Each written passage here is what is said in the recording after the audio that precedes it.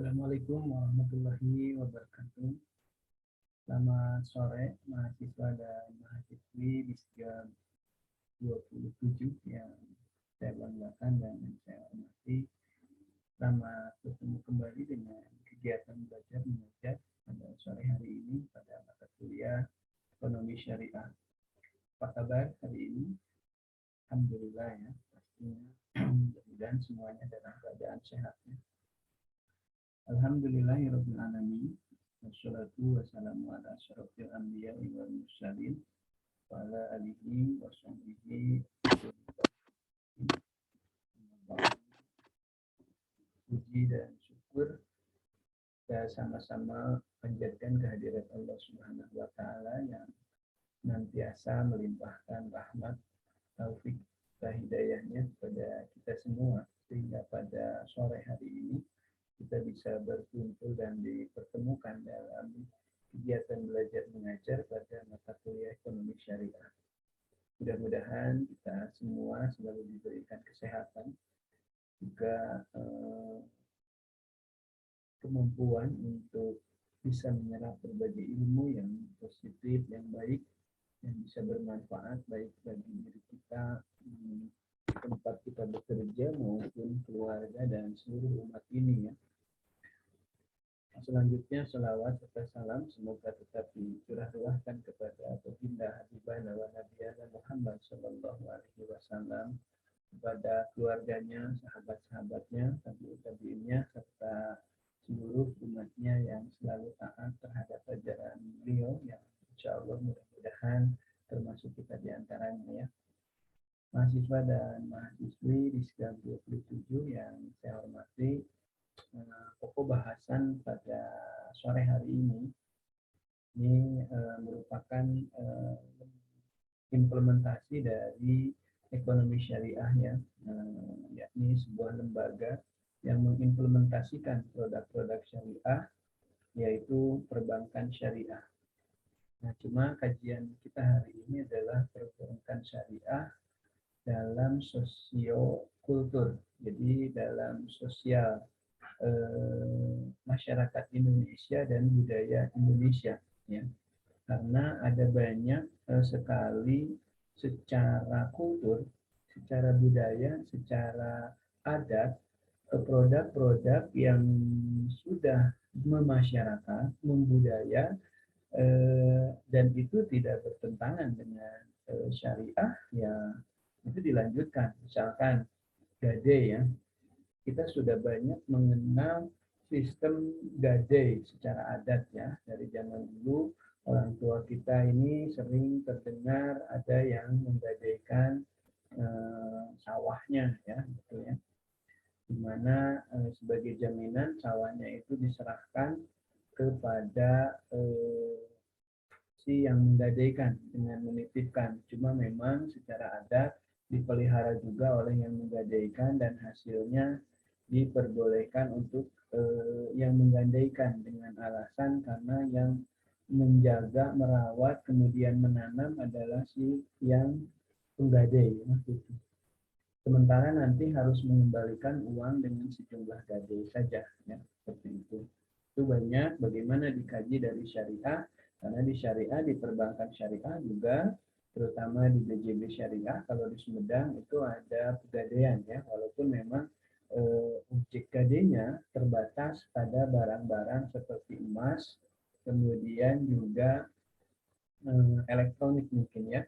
Jadi ke barang-barang seperti tadi yang secara adat ada di sawah, kemudian di kebun, kemudian kita menggadaikan rumah, ya ini mungkin masih jarang. Tetapi mungkin jika di emas, elektronik, kemudian kendaraan, di beberapa pegadaian, terutama di BJB Syariah, kemudian di Sindang Raja itu juga ada pegadaian sistem syariah ya. Di depan Regina ya, depan Regina itu ada pegadaian syariah. Tentu saja menggunakan pola-pola syariah, di mana bukan sistem bunga yang digunakan, tetapi biaya titik dari jaminan yang dijaminkan itu yang menjadi ukuran ya. Nah, bedanya kalau bunga itu selalu terhadap besaran uang yang diterima dalam taksiran gade ya. Misalkan dapat gadeannya 10 juta, maka jelas bunganya lebih besar karena ukurannya kepada bunga.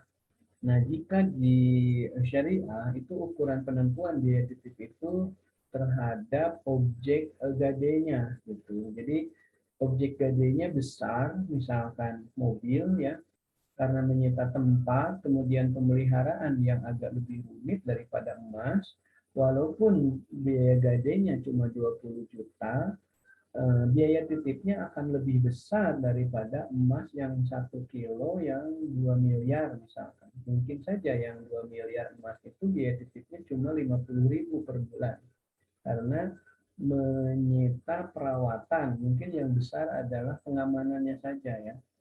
Pengamanannya. Ini hanya misalnya, bukan berarti pasti 50.000, enggak ya, ini misalnya. Intinya saya ingin menjelaskan bahwa uang yang diperoleh dari barang gade itu tidak menjadi ukuran terhadap biaya titip. Nah, yang menjadi ukuran biaya titip adalah besar kecilnya barang yang menjadi jaminan atau objek gade yang disimpan di pegadaian. Karena itu harus memerlukan tempat. Tempat juga kan jika kita sewa kan kita bayar lagi, berarti kan seperti itu.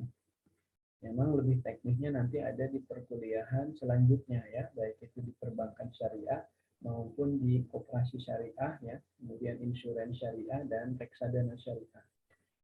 Nah, selanjutnya di beberapa sosiokultur ini salah satu contoh pola syariah yang sudah memasyarakat dan sudah membudaya.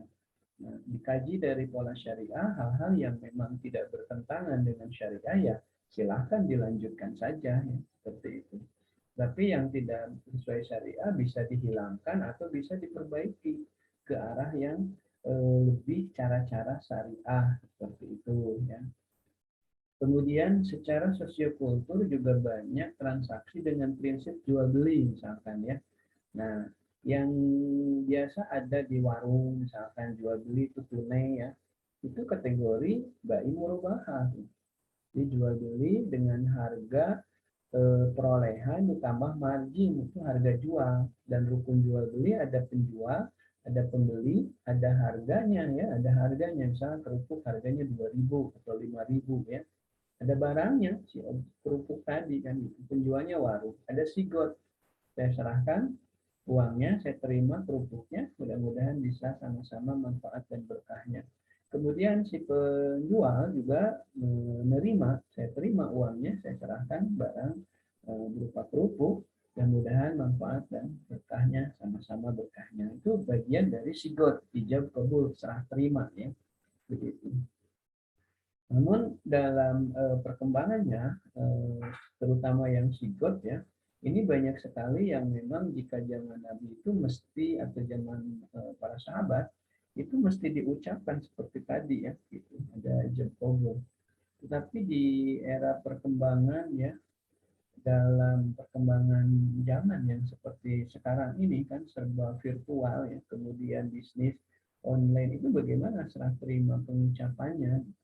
Kemudian juga jika Anda pas pergi liburan, misalkan ke luar negeri, pas belanja teh botol itu kan cukup memasukkan koin ke sebuah mesin ya.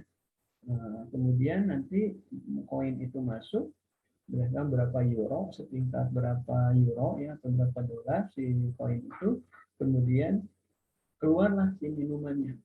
Nah, apakah Anda dalam kaitannya rukun, sigot, ijab kabul juga akan mengucapkan, saya terima teh botolnya, saya serahkan uang berupa koin. Nah, nanti yang terima ini sebuah mesin tidak bisa berucap seperti itu. Nah, ini bagaimana kaitannya dengan hal ini? Maka nanti di kelompok berikutnya ada yang namanya kompilasi hukum ekonomi syariah. Ya, jadi ada hasil istihad, ijma, kias para ulama yang tentu saja berdasar pada Al-Quran dan Al-Hadis yang mengkaji dan sudah menganalisis, kemudian mengeluarkan fatwa bagaimana dengan hukum seperti itu diperbolehkan, misalkan karena saat Anda menerima kemudian menyerahkan poin itu sudah kategori sigot misalkan sebagian pemahaman. Nah, ini juga dikaji lebih detail dan mendalam ya, seperti itu. Nah, kebiasaan transaksi kita di warung, kemudian di toko, itu merupakan bagian dari bai murabahah. Dan ini jika memenuhi rukun dan syarat, maka sah itu. Seperti itu. Kemudian di masyarakat sudah membudaya juga jual beli dengan cara dicicil. Nah, seperti barang elektronik, kemudian kendaraan, ya itu. Nah, di syariah ini disebut dengan bai bistamun ajil. Jadi jual beli dengan cara penangguhan pembayaran atau cari cicilan tadi ya seperti itu. Jadi dalam implementasi di perbankan juga ada. Jadi perbankan sosiokultur artinya produk-produk perbankan selain tadi eh, tidak terlepas dari aturan-aturan syariah, mereka pun lebih market oriented, artinya apa yang berkembang di masyarakat. Karena masyarakat Cianjur dengan masyarakat Sumedang mungkin berbeda. Jadi nanti produk mana, apakah Bai Bistaman Ajil, Bai Istisna, Bai Musawama, dan yang lainnya. Semuanya sudah sesuai syariah, cuma mana yang menjadi sosial kultur tempat kita operasional usaha kita seperti itu ya. Mungkin di Cianjur yang berkembang Bai Bistaman Ajil. Mungkin di Sumedang Bai Bistaman Ajil tidak terlalu, tetapi yang berkembang Bai Istisna misalkan. Di Surabaya mungkin yang berkembang dua-duanya, ya, karena karakter masyarakat kan berbeda-beda. Nah ini perbankan syariah sesuai kultur itu tidak hanya melihat kesyariahannya, tetapi juga lebih ke market oriented. Apa sih? Karena kita tidak bisa memaksakan misalkan harus selalu kerjasama usaha. Sementara karakter di masyarakat wilayah operasional kita semuanya pegawai masyarakatnya, PNS bahkan. Tidak mungkin kan kita memaksakan semua harus ke kerjasama usaha.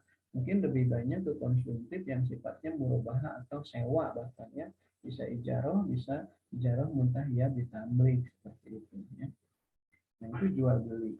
Nah, kemudian ada juga tadi disinggung sewa. Sewa juga ternyata secara budaya dan kultur masyarakat Indonesia sudah banyak terjadi. Seperti di kampung saya ini ada di musim kemarau ini ada sewa lahan. Nah, biasanya orang-orang Tanjung Sari ini datang ke wilayah Cikandung untuk sewa lahan. Ada yang 100 bata, ada yang 500 bata ya, itu untuk ditanami ada yang tanam jagung manis ya, kemudian palawija yang lainnya ya, seperti itu disewa tuh per musim.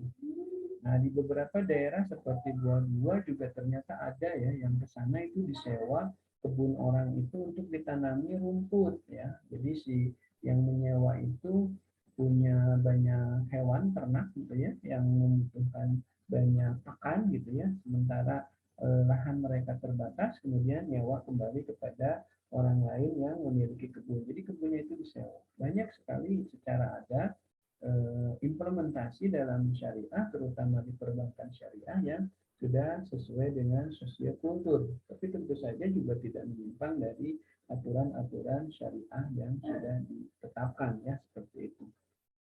Termasuk juga titipan wadiah. Saya kira wadiah sudah saya banyak sampaikan ya. Jadi wadiah ini titipan dan secara sosiokultur banyak ya penitipan seperti kita masuk mall menitipkan helm kita ya karena helm kita mahal, kemudian jaket juga dititipkan, kemudian juga misalnya kalau bawa tas juga ya karena kita di perjalanan mau terus ada tujuan lagi sehingga kita bawa tas besar, nah itu juga dititipkan. Nah, titipan yang tadi barang yang dititipkan, kalau saya jadi penit yang penjaga barang tadi, tidak boleh menggunakan nih mentang-mentang ada titipan helm bagus nih, barangkali yang menitipkannya di mallnya lama, maka saya gunain dulu, pinjam dulu. Nah, itu nggak boleh. Karena kategori wadiah di situ, titipan di situ adalah wadiah yang amanah. Jadi titipan oleh penitip kepada yang ketitipan untuk dijaga dan dirawat, dan harus mengembalikan kapan saja si penitipnya ngambil. Kemudian yang ketitipan boleh menarik ujroh atau biaya titip ya, gitu. Ada yang per jam, ada yang memang seikhlasnya saja, ada juga ya. Nah, seperti itu ada yang ngasih 2.000, ada 4.000 ya, gitu seperti itu. Ada juga yang sudah memasang tarif ya, seperti penitipan di area parkir. Itu juga termasuk kategori wadiah. Gitu. Jadi para penjaga parkir di mall itu ketitipan barang-barang dari orang ya gitu. Dan kemudian dirapikan, dijaga, dirawat, dan kalau si penitipnya mau ngambil ya dikasihkan. Kemudian ada ujur kan, ada fee untuk hasil penjagaan dan perawatan. Termasuk kan kita juga menyiapkan lahan untuk mereka ya, termasuk di apa itu atapnya ya, di supaya teduh itu ya, pakai apa gitu ya, pakai paling tidak pakai bonek dan alis mungkin, atau mungkin coran lagi karena memang ada beberapa tahap parkiran. Nah, itu butuh biaya. Nah, biaya ujrah tadi itu membiayai semua itu ya, seperti itu. Banyak sekali secara sosiokultur implementasi ekonomi syariah termasuk yang diterapkan di perbankan yang sudah sesuai di kultur budaya negara kita ya. Nah, selain sewa tadi juga jual beli juga kayak di bidang-bidang pertanian, peternakan, kemudian perikanan itu banyak juga. Dan yang beberapa transaksi jual beli secara sosiokultur membudaya tetapi tidak sesuai syariah, misalkan membeli ikan sekolaman, nah istilahnya diborong gitu. Nah itu tidak boleh tuh, karena kita tidak pernah tahu berapa banyak ikan yang ada di kolam itu ya. Nah, sehingga nanti bisa mengakibatkan kadang bisa pembeli yang merugi, kadang juga bisa penjual yang mungkin merugi. Jadi satu belah pihak itu selalu ada yang merasa diuntungkan dan yang merasa yang dirugikan. Nah, ini yang tidak boleh. Nah, solusinya bagaimana? Ada yang namanya jual beli dengan bai salam.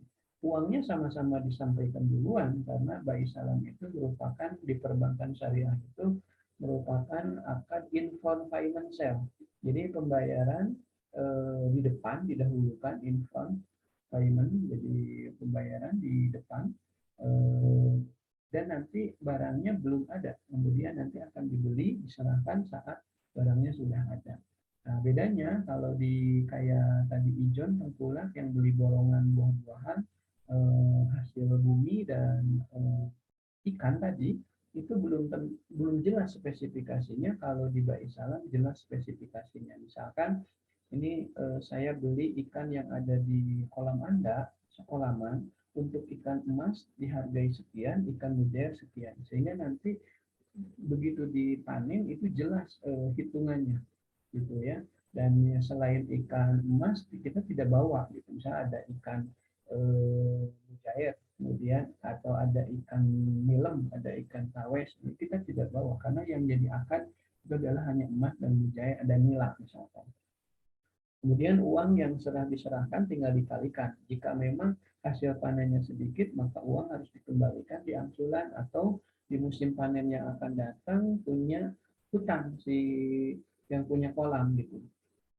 Kemudian jika ikannya banyak ya berarti uang kurang, bisa ditambah lagi uangnya untuk pembelian selebihnya, bisa juga hanya yang dibawa ikan hanya yang dihargai saja gitu. Berarti selebihnya menjadi masih milik yang punya kolam. Nah, begitu sehingga adil buat kedua belah pihak. Berbeda dengan ijon tengkulak tadi ya. Jadi sampai ke buntur-bunturnya nah dibawa genot-genotnya itu ya, seperti itu. Bahkan ada ikannya banyak pun ya dibawa semua. Tetapi jika ikannya pun tidak ada ya mereka resiko. Nah ini yang tidak boleh dalam syariat. Nah ini secara sosiokultur sudah banyak ya, dan kalau saya mau contohkan selain titipan, jual beli, kerjasama usaha, gadai tadi juga ya, surat-surat kemudian mengkuasakan, surat kuasa, wakalah ini ya kalau di syariah banyak sekali yang sudah sesuai sosiokultur dan implementasinya itu tidak sesuai dengan atau sudah sesuai ataupun ada yang belum sesuai dengan aturan syariah, dan di perbankan harus bisa membaca itu ya. Jadi karakter akad syariah dalam perbankan juga setiap wilayah berbeda-beda. Arti berbeda-beda bukan beda pelaksanaan, tapi produk yang berkembangnya tergantung wilayahnya. Mungkin di Cianjur misalkan kerjasama usaha yang banyak menjadi dominan dalam produk perbankan, pembiayaan ya, dalam pembiayaan. Mungkin di Sukabumi, mungkin di Cirebon banyak sekali justru yang jual beli, kerjasama usahanya tidak terlalu. Tapi di Sumedang misalkan sewanya yang berkembang lebih dominan. Nah, ini yang berbeda-beda. Kenapa? Karena sosiokulturnya berbeda-beda. Ini yang kita sampaikan dalam pembahasan ini. Dan Untuk lebih jelasnya pembahasan perbankan syariah dalam sosiokultur ini kelompok 8 hari ini ya. Saya kira di Diskar 27 ini sudah siap untuk mempresentasikan hasil diskusi pencarian materinya, dan saya kira kepada rekan-rekan di Diskar 27 kelompok 8 ini saya persilahkan ya untuk mempresentasikan dengan tema pokok bahasan perbankan syariah dalam sosiokultur, dan saya izin ke belakang dulu untuk menyimak juga tetap, dan kepada kelompok 8 saya persilahkan. Assalamualaikum warahmatullahi wabarakatuh. Waalaikumsalam. Perkenalkan, saya Aldi dari kelompok.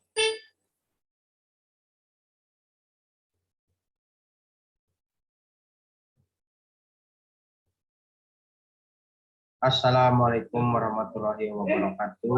Perkenalkan, saya Aldi dari kelompok 8 Ekonomi Syariah Islam yang akan menjelaskan tentang peran bank syariah sebagai lembaga bisnis keuangan.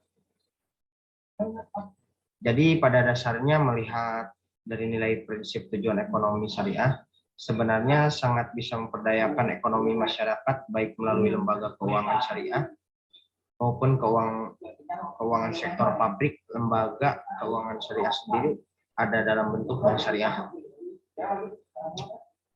Peran bank syariah sebagai lembaga bisnis keuangan, di mana manajerial bank syariah memiliki tanggung jawab terhadap shareholders dalam menjalankan modal untuk memperoleh laba, memiliki tanggung jawab moral dalam membantu kalangan ekonomi lemah dan marginal, guna mengurangi beban kehidupan yang dialami oleh masyarakat sekitar. Terlebih lagi, bank syariah sebagai institusi keuangan masih dipandang sebagai perusahaan yang bonafit dari sisi kelas bisnisnya. Demikian juga para karyawan yang berada di dalamnya dipandang sebagai individu yang memiliki kekuatan lebih secara ekonomi di tengah masyarakat. Sehingga peran bank syariah sangat dibutuhkan oleh kalangan masyarakat miskin dan marginal, yang lemah secara ekonomi, lemah secara keilmuan, dan juga lemah secara kebudayaan lainnya dalam upaya meningkatkan kualitas hidupnya. Kaum marginal dalam Islam memang harus dibebaskan. Mereka harus dilindungi dari segala bentuk eksploitasi yang cenderung untuk menjadikan mereka semakin terpuruk. Ketidakberdayaan mereka harusnya dibantu, bukan justru memanfaatkan lemahnya posisi tawar mereka, sehingga mereka akan tereksploitasi secara ekonomi dengan memaksa mereka untuk bekerja dengan standar upah yang sangat rendah, atau memaksa mereka menjual kekayaan mereka dengan harga di bawah standar. Demikian yang dapat saya jelaskan tentang peran bank syariah sebagai lembaga bisnis keuangan.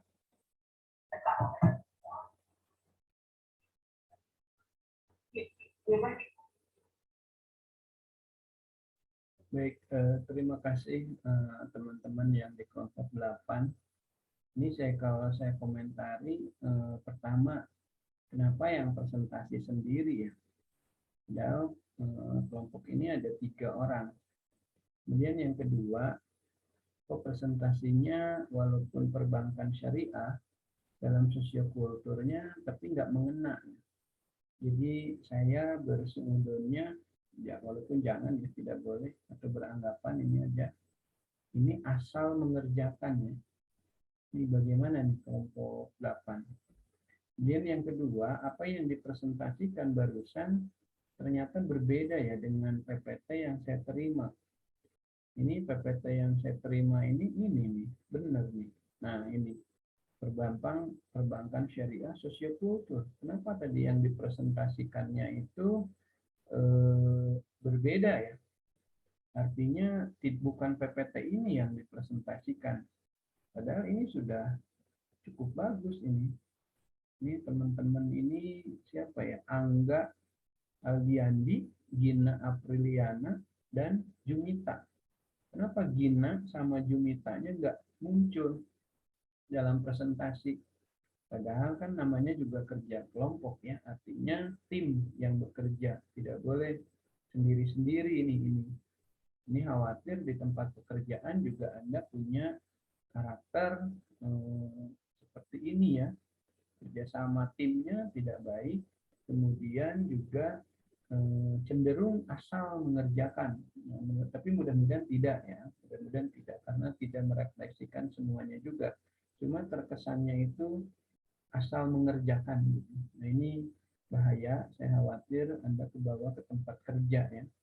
Kalau di saya di sini di kami mungkin namanya juga pembelajaran ya. Jadi namanya pembelajaran ini ya silahkan saja, namanya juga paling-paling juga urusannya dengan nilai. Tapi kalau sudah di pekerjaan Anda bisa tidak diperpanjang pekerjaan Anda. Ini mudah-mudahan tidak seperti ini ya untuk teman-teman. Walaupun ini online sangat susah, nah, justru menurut saya harus beruntung karena kalau offline kan Anda harus sudah datang ke kampus. Sekarang masih online sebenarnya bisa diatur-atur sedemikian rupa ya. Jadi tidak, ini materinya sudah bagus walaupun tulisan-tulisan, tapi paling tidak banyak yang harus ini juga semacam copy paste ini dari sebuah artikel ya ke slide ini. Karena jika Anda presentasi kayak gini di tulisan semua setiap slide, ini audiennya jenuh ini. Jadi Anda seolah-olah bacain berita, bacain ini masa kalah sama anak-anak reguler ya kreativitasnya ini. Ini jadi cenderungnya itu seperti apa ya? Asal mengerjakan. Kemudian ini banyak ini slide-nya sampai 18, tapi kenapa yang tampil tadi hanya 2 menit ya? Dan materinya hanya 1 slide tadi. Jadi cenderung seperti asal mengirimkan tugas, asal mengerjakan. Nah, jadi ini mudah-mudahan bisa diperbaiki ya. Kita belajar, nah, memang tidak ada yang sempurna, tapi paling tidak hal-hal yang mestinya tidak salah jangan terlalu kentara salahnya begitu ya. Kita memang sama-sama belajar, tidak ada yang salah, namanya juga belajar. Cuma hal-hal yang harusnya menjadi standar ukuran gitu ya, terlalu gitu, terlalu di bawah, ini sangat disayangkan saja ya, seperti itu. Apalagi yang belum mengirimkan tugasnya seolah-olah seperti yang acuh. Nah ini juga menjadi indikasi ya, saya khawatir di tempat pekerjaannya juga Anda seperti itu, pada akhirnya atasan Anda kecewa, marah, dan tidak memperpanjang. Kemudian sifat masa bodoh, kerjasama tim karena ini ngerasa, nah ini juga sangat tidak baik ya. Jadi saya kira ini apa yang disampaikannya jauh dari ekspektasi, kemudian juga ya begitulah nanti bagaimana ya, nanti ini capaian pembelajarannya ke kapal. Baik, intinya saya sudah menyampaikan tadi dari awal tentang perbankan syariah dalam sosiokultur ya, dan kita bahas lagi sebetulnya walaupun ini semua tulisan kayak mindahin artikel gitu kan, bagusnya dengan berupa gambar, bagan, kemudian Anda sampaikan ya, kelihatan kan Anda nyampein itu udah menguasai gitu ya. Nah ini senang ini ya diskusinya, berarti kemampuan Anda dalam melaksanakan tugas, memahami itu bagus gitu. Nah sekarang ini agak gimana gitu ya, seperti itu. Tapi ya itu kan pilihan, silahkan ya. Saya hanya menyampaikan apa yang saya pun jauh dari ketidaksempurnaan, cuma paling tidak kesalahannya jangan terlalu jauh di bawah standar. Ini kan PPT yang dikirimkan ini nih. Nah ini banyak sekali, tapi yang ditampilkan tadi cuma 1. Kemudian kelompok yang presentasi kan 3 orang. Kenapa yang muncul 1 orang? Nah, ini juga menjadi hal-hal yang memang menjadi ukuran penilaian juga ya, seperti itu. Baik, komennya itu saja. Saya kira mudah-mudahan apapun, dalam keadaan apapun, pekerjaan kita tanggung jawab dan kita kerjakan dengan baik ya. Karena saya khawatir apa yang ada di pembelajaran itu kebawa ke pekerjaan. Tapi mudah-mudahan tidak ya. Itu saja, saya berharap selalu yang terbaik. Terima kasih, mohon maaf juga apabila dari saya ada kesalahan, kekurangan, dan kehilapan. Billahi taufiq wal hidayah. Assalamualaikum warahmatullahi wabarakatuh.